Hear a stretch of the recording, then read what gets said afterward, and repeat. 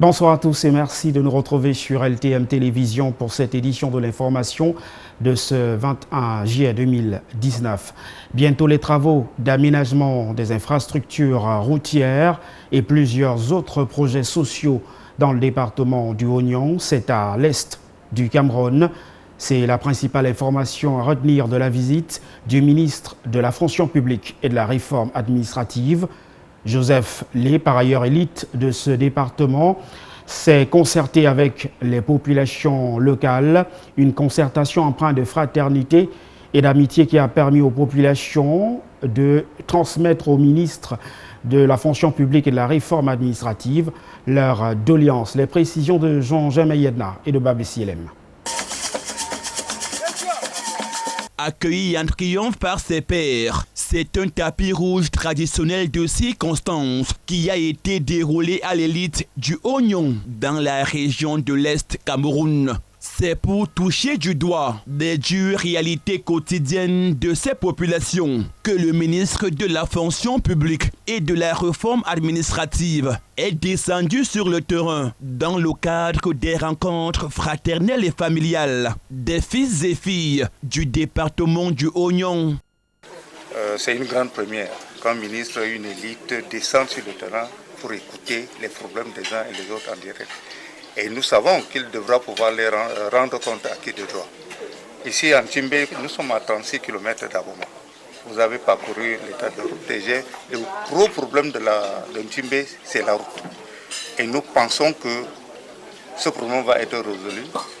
Dans un échange franc et convivial, empreint de solennité, des élites et chefs traditionnels, représentant des populations des différents quartiers et villages, ont égrené un chapelet de doléances pour leur plein épanouissement.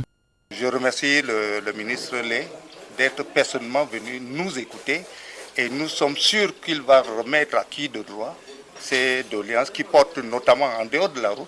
Nous avons la création, comme la présidente des femmes a dit, il y a la création de la maternelle, et il y a l'achèvement du deuxième bloc de 2 salles de classe que les pouvoirs publics nous ont accordé en 2017, mais que malheureusement jusqu'à ce jour, nous ne savons pas ce qui s'est passé au niveau de la commune d'Abomba. Nous devons croire qu'il va suivre ces dossiers et qu'à tout moment, ces problèmes trouveront solution. En réponse, le digne fils du Oignon, le ministre de la Fonction publique et de la Réforme administrative, Joseph Lé, a promis se rapprocher du secrétaire général en charge des routes au ministère des Travaux publics. Bien plus, Joseph Lé a promis aux populations du village Tchimbé une bonne brochette de tôle aluminium pour les travaux de construction d'une école maternelle, un écran de télévision plasma et un décodeur. Question pour ces hommes et femmes d'être au parfum de l'actualité. Et nous allons voir qu'est-ce qui peut être fait. Certains de ces problèmes peuvent être réglés dans le cadre, comme je l'ai toujours dit, de nos comités de développement. Ils peuvent également être réglés à mon petit niveau. On verra ce qui est faisable. Ils peuvent être réglés dans le cadre de l'action gouvernementale en général. C'est pour ça que nous allons tendre la main aux autres collègues pour que les problèmes d'enclavement, par exemple, trouvent une solution, pour que les problèmes d'eau et d'électricité qui ont été évoqués un peu partout là où nous sommes passés trouvent des solutions. Je leur ai d'ailleurs annoncé quelques bonnes nouvelles à cet effet, parce que la connexion d'Abomba au réseau sud est, je dois dire, en cours en ce moment. Les études ont été faites, le travail est sur le terrain en train d'être fait dans le cadre de l'identification à la fois des biens et des hommes qui sont installés sur le parcours de la haute tension. Et très bientôt, le chantier va être lancé. Et je crois que ces problèmes d'eau et d'électricité ne seront qu'un triste souvenir dans un très proche. Vous avez suivi le discours du ministre tout à l'heure. Il a pris l'engagement ferme de rencontrer ses homologues du ministère des Travaux publics pour que ce problème soit résolu. Et je crois et je suis convaincu que notre épanouissement va atteindre l'apogée par la réhabilitation de ces routes qui partent de Nkolvolan jusqu'à Tchimbé. Parce qu'en fait, Tchimbé, c'est le cul de sang. C'est-à-dire après Tchimbé, c'est l'arrondissement de Bessamba. Rappelons que ces rencontres fraternelles et familiales dans toutes les 10 chefferies de la ville d'Abomban, entamées par le ministre de la Fonction publique et de la Réforme administrative depuis son entrée au gouvernement, ont pour objectif se rapprocher au maximum des populations et d'apporter un développement harmonieux dans le département du Oignon et dans la région de l'Est en général. Des nouvelles à présent de l'opération d'assainissement du fichier solde de l'État lancée par l'actuel ministre en charge des Finances du Cameroun, Louis-Paul Moutazé. Ce sont, selon les premiers résultats, 10 000 fonctionnaires qui ont été identifiés et expurgés du fichier solde de l'État, ce qui a permis au Trésor public à ce jour de faire des économies de 30 milliards de francs CFA. Reportage. En publiant une note qui rend compte des résultats déjà obtenus dans le cadre de l'opération de comptage physique du personnel de l'État, le ministère des Finances du Cameroun précise que cette opération a permis de retirer du fichier solde plus de 10 000 agents publics fictifs pour une économie budgétaire annuelle d'environ 30 milliards de francs CFA. Nous étions pratiquement à 393 milliards de masse salariale en 2006. Aujourd'hui, nous sommes à 945 milliards. Nous étions pratiquement à 163 000 agents de l'État en 2006. Nous sommes aujourd'hui à 322 000. Il est donc important que nous puissions interroger de manière approfondie ce fichier. C'est en avril 2018 en effet que le CAP a ainsi permis à la fonction publique camerounaise d'identifier et d'expurger du fichier solde de l'État des agents publics y émargeant irrégulièrement du fait d'une absence non justifiée, d'une démission ou d'un décès non déclaré. Le dénombrement physique des fonctionnaires en cours est une prescription du chef de l'État Paul Biya. Dans la circulaire du 20 juin 2017, le président camerounais avait instruit un comptage des agents publics au cours de l'exercice 2018. À cette époque, la masse salariale tournait autour pratiquement de 1 000 milliards de francs CFA pour environ 310 000 employés. Cette masse salariale représente 35,6% des recettes fiscales, un taux au-dessus du ratio de la zone CEMAC. Des nouvelles à présent de l'étude de restitution du positionnement stratégique de 4 filières du secteur agroalimentaire au Cameroun. Les résultats de cette étude viennent d'être publiés par le Bureau de mise à niveau des entreprises au Cameroun. Il s'agit en effet d'une masse d'informations pour les institutions et les entreprises sur le marché interne et externe. Reportage. C'est à Douala, la capitale économique du Cameroun, que le Bureau national de mise à niveau des entreprises camerounaises a procédé à la restitution des études sur la position stratégique de 4 filières du secteur agroalimentaire. Il s'agit des filières transformation des graines et fabrication des produits amylacés, la filière oléagineux et aliments pour les animaux, de la filière fruits et légumes, enfin de la filière tabac. L'atelier de restitution en question, tenu dans la Chambre de commerce, s'inscrivait dans le cadre de la mise en œuvre des activités de renforcement du dispositif institutionnel du programme industrialisation et valorisation des produits agricoles conduite par le Bureau national de la mise à niveau des entreprises. La mise à niveau, c'est 4 volets. Donc le premier volet, c'est ce qu'on appelle le diagnostic stratégique global qui, dans le cas d'une usine, par exemple, d'une industrie, par exemple, va regarder le matériel en analysant le milieu, l'environnement, les ressources humaines, la qualité justement de ces machines-là, la performance de ces machines et en même temps le rendement de toute cette instrumentation qui est mise en place. Ces études permettront de mettre à la disposition des entreprises opérant dans les filières visées, les institutions publiques et les banques, une masse d'informations sur le marché, aussi bien interne qu'externe. Les différents acteurs pourront ainsi utiliser toutes les données comme outil d'aide à la décision. C'est en 2011 que le Bureau national de mise à niveau des entreprises, le bras armé de l'État du Cameroun, dans la mise en œuvre de la politique d'appui à la mise à niveau et à la restructuration des entreprises industrielles, a été créé. De la mise à niveau d'un programme de mise à niveau des entreprises découle des négociations des accords de partenariat économique. Alors, nous négocions les accords de partenariat économique avec l'Union européenne depuis environ 10 ans, depuis 2003 pratiquement. Et ces accords de partenariat économique visent à instaurer une zone de libre-échange entre notre pays et les 27 ou 28 pays de l'Union européenne. Et cette zone de libre-échange veut dire quoi? Veut dire qu'un commerce va s'instaurer entre les deux parties. Et ce commerce a pour particularité que les produits vont d'une zone à l'autre sans payer de droits de douane, ni être limités dans les quantités. Une structure étatique dont la vocation est d'assurer l'élaboration et la mise en œuvre des programmes de mise à niveau des entreprises, proposer au gouvernement toutes mesures pouvant contribuer à la réussite des programmes de mise à niveau et d'amélioration de la qualité des entreprises, mais aussi et surtout assurer les meilleures conditions de financement du programme, définir et appliquer les critères d'éligibilité des entreprises au programme national de mise à niveau des entreprises. Nous vous amenons à présent à la découverte de Boukoulard, qui est une localité située dans l'arrondissement de Bora. C'est dans la région de l'extrême nord du Cameroun, localité où vivaient en harmonie jusqu'ici 15 000 âmes et qui se vide progressivement de sa substance humaine. Un exode massif est observé dans cette localité en direction des grandes métropoles, dû à l'insécurité qui règne dans cette ville à la lisière de la frontière avec le Nigeria voisin. Jean-Jamin Yedna, à Gigondje. Loin, très loin des hauteurs du mont Mandara, à proximité de la frontière avec le Nigeria voisin, dans la région de l'extrême nord Cameroun. Boukoula fait partie de la commune d'arrondissement de Bora, dans le département du Mayo-Tsanaga. Entre les années 2000 et 2005, la localité comptait plus de 15 000 âmes qui gagnaient le pain au quotidien. Et aujourd'hui, c'est tout le contraire, à cause de l'exode massif des populations.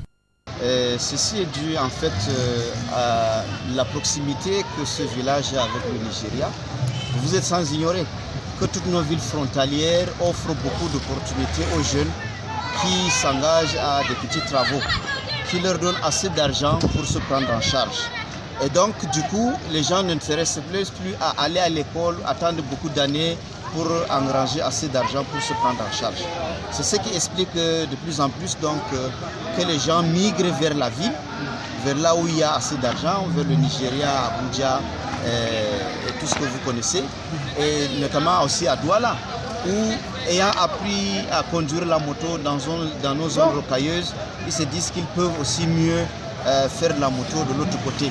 Étant habitués aussi à la rudesse de la vie dans nos montagnes.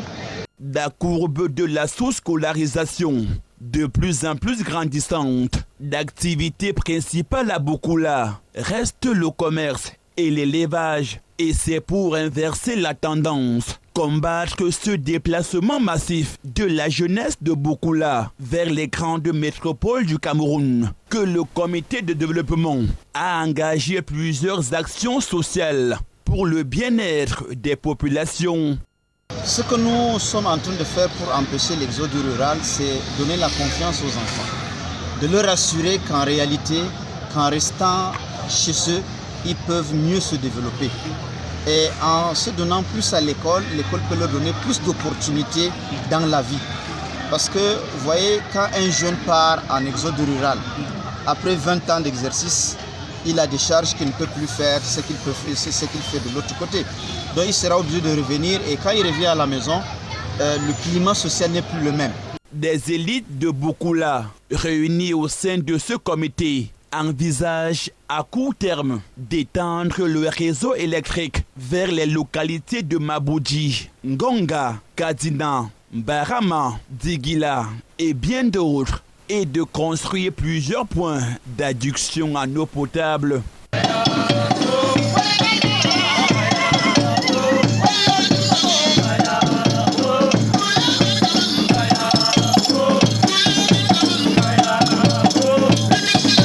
Boukoula, c'est aussi et surtout son riche patrimoine culturel, avec une pléthore de danses traditionnelles.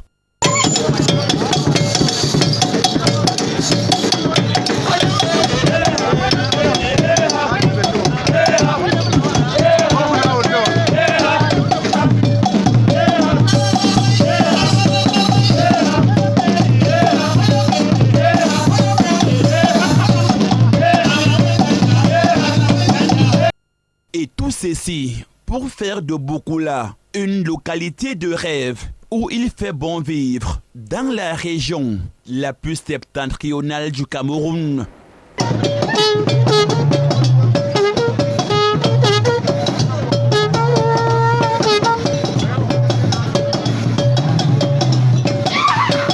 Propos haineux, invectives sur la toile, ces envolées verbales frisent parfois le ridicule au Cameroun, tant le vivre ensemble est une réalité. Cas pratique à Bertoua dans la région de l'Est du Cameroun, où plusieurs communautés venues d'horizons divers vivent en parfaite harmonie. Témoignage Zobel Apollinaire Ban, Babi Sielem. Il n'y a pas de plus grande manifestation du vivre ensemble que de se sentir en bonne compagnie avec des personnes qui viennent d'horizons divers. À Bertoua, le vivre ensemble est magnifié par des gestes d'amour. Dans la rue, des personnes s'embrassent, se serrent la main et discutent librement, sans aucune gêne, d'être de telle ou de telle autre tribu. Le vivre ensemble, c'est quoi? Le vivre ensemble est le fait de vivre en communion avec la société. Le vivre ensemble, c'est la communion entre les populations, partager l'unité, l'entente entre les populations, se faire confiance et progresser ensemble dans la même lancée, dans le même but. Le vivre ensemble signifie se respecter mutuellement entre nous, avoir des relations qui nous aident, il faut s'aider entre nous, c'est ça le vivre ensemble. C'est je peux dire quoi? C'est de rester unis. C'est de rester unis, éviter des problèmes inutiles. Comme par exemple les problèmes que nous avons au niveau de Bamenda. Qu'on arrête tout ça et qu'on soit unis. Ce vivre ensemble est également observé dans plusieurs secteurs d'activité où des personnes ayant choisi d'exercer dans un domaine particulier se côtoient au quotidien et exercent dans l'harmonie totale. Le vivre ensemble, c'est que chacun, dans sa culture, sa religion, doit être accepté par son frère. C'est ça qui fait le multiculturalisme, malgré la diversité des langues et des tribus, que les cultures des autres soient acceptées par les uns. Je suis ici depuis 37 ans. Dans les vivre ensemble, j'ai expliqué ça pour moi. Ça veut dire que je suis venu, je n'avais rien, cela m'a accueilli. Quand ils m'ont accueilli sans demander là où je sors. Et moi aussi, je fais avec eux en sachant que véritablement, c'est ma famille, et c'est mon village, et c'est mon Cameroun, qui est notre pays. Loin d'être un slogan creux, le vivre ensemble est une notion dont devrait s'approprier chaque Camerounais, qu'il soit du nord, du sud, de l'est ou de l'ouest. Hors de nos frontières à présent, ce sont 1300 pompiers qui se sont mobilisés ce dimanche pour lutter contre les incendies qui se sont déclarés samedi en début d'après-midi dans la région de Castelo Branco. Les détails de nos confrères d'Euronews. Au Portugal, plus de 1300 pompiers étaient encore mobilisés ce dimanche pour lutter contre les incendies qui se sont déclarés samedi après-midi dans la région de Castelo Branco, à 200 km au nord de Lisbonne. Des incendies qui ont fait 20 blessés dans la région, 8 pompiers et 12 civils selon un bilan du ministère de l'Intérieur.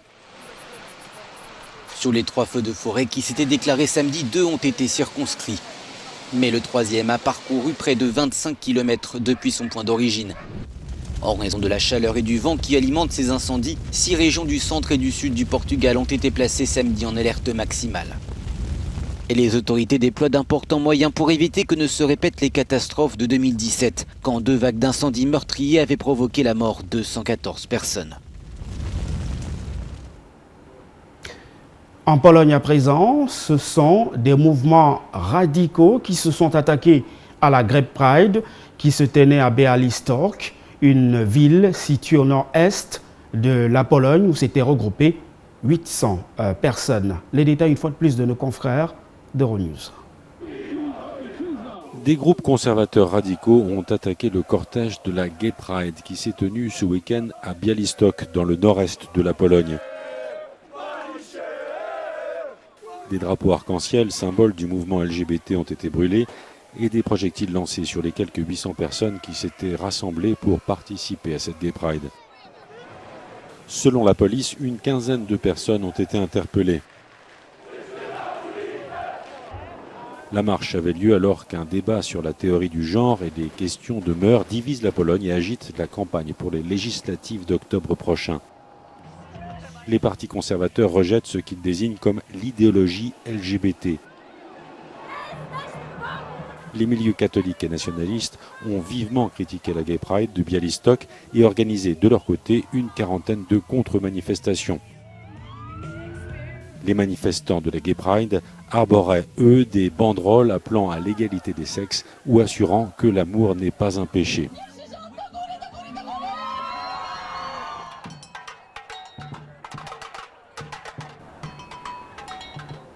Et c'est avec cette actualité hors de nos frontières que nous mettons un terme à cette édition de l'information ce soir. Merci de nous avoir accordé votre attention. Bon dimanche en compagnie des programmes de la télévision du Monde. Au revoir.